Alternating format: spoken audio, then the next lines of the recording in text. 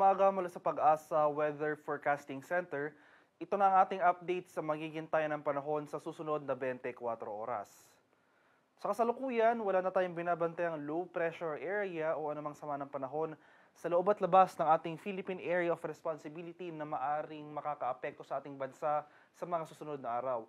Itong easterlies na o yung hangin na nanggagaling sa Karakatang Pasipiko ang umiiral dito sa silangang bahagi ng Luzon at ng Visayas. At makikita natin dito sa ating latest satellite images na maninipis na kaulapan na lamang ang nakakaapekto dito sa malaking bahagi ng ating bansa. Nangangahulugan ito na fair weather conditions sa ating inaasahan dito sa Metro Manila and most of the country. Gayunpaman, posible pa rin yung mga tsansa ng mga biglaan at panandaliang buhos ng ulan na dulot ng localized thunderstorms, especially sa hapon hanggang sa gabi. At ito yung magiging lagay na ating panahon para sa Luzon ngayong araw. For Metro Manila and the rest of Luzon, asahan natin magpapatuloy itong bahagyang maulap hanggang sa maulap na papawirin. Sasamahan lamang yan ng mga pulupulong pagulan na may pagkulog at pagkilat, especially nga dito sa eastern section. Bunsod yan ng easterlies.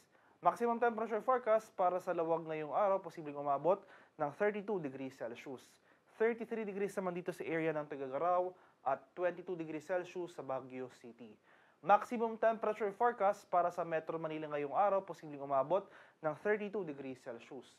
32 degrees naman dito sa area ng Legazpi at 30 degrees Celsius sa bahagi ng Tagaytay. Sa areas naman ng Palawan, Visayas at sa Mindanao, magpapatuloy rin itong maaliwala sa panahon ngayong araw, fair weather conditions. Maghanda pa rin tayo sa mga tsansa ng thunderstorms pagsapit nga ng late afternoon to evening. Maximum temperature forecast para sa Calayan Islands at Puerto Princesa ngayong araw, posibleng umabot ng 32 degrees Celsius. 33 degrees naman dito sa areas ng Iloilo at Cebu at 32 degrees Celsius sa bahagi ng Tacloban. Maximum temperature forecast para sa Cagayan de Oro ngayong araw, posibleng umabot ng 33 degrees Celsius. 34 degrees naman dito sa bahagi ng Davao at 34 degrees Celsius sa area ng Zamboanga. Sa kalagayan naman nating karagatan sa kasalukuyan, walang nakataas na gale warning sa anumang baybay ng ating kapuluan at banayad hanggang sa katamtamang pag-alon na ating inaasahan sa malaking bahagi ng ating bansa. Gayunpaman, maghanda pa rin tayo dahil kung meron tayong offshore thunderstorm activity, ito yung mga pag-ulan sa ating mga dagat baybayin, asahan natin itong mga malalakas na hangin, kaakibat nito ang bahagyang pagtaas ng ating mga alon. Ito naman yung ating 3-day weather forecast. So, starting tomorrow, araw ng linggo hanggang sa Lunes, November 3 to 4, dahil sa easterly, sasahan natin itong mataas sa tsansa ng pag-ulan sa bahagi ng Eastern Visayas.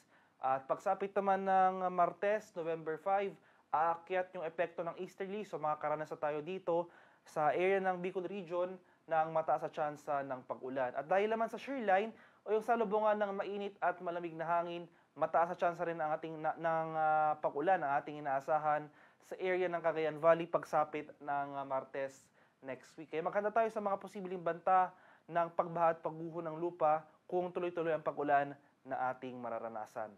And for the rest of the country, for this forecast period, asahan naman natin magpapatuloy itong fair weather conditions. Pero pag sinabi po natin fair weather conditions, hindi nangangahulugan, hindi na tayo makakaranas ng mga pag-ulan. Maghanda pa rin tayo sa mga tsansa ng localized thunderstorms pagsapit ng hapon hanggang sa gabi. At yung haring araw dito sa Kamanilaan ay sisikat mamayang 5:52 ng umaga at lulubog naman mamaya sa kanto 5:27 ng hapon. At para sa karagdagang impormasyon tungkol sa ulat panahon, lalong-lalo na sa mga localized thunderstorms o yung thunderstorm advisory na posibleng i-issue ng ating Pag-asa Regional Centers sa ating mga lokalidad, ay follow kami sa aming social media accounts at DUST_Pag-asa. Mag-subscribe na rin kayo sa aming YouTube channel sa DUST Pag-asa Weather Report at palagi bisitahin ang aming official website sa pag-asa.dost.gov.ph. At yan lamang po ang latest mula dito sa Pag-asa Weather Forecasting Center. Magandang umaga sa ating lahat. Ako po si Dan Villamil Lagulat.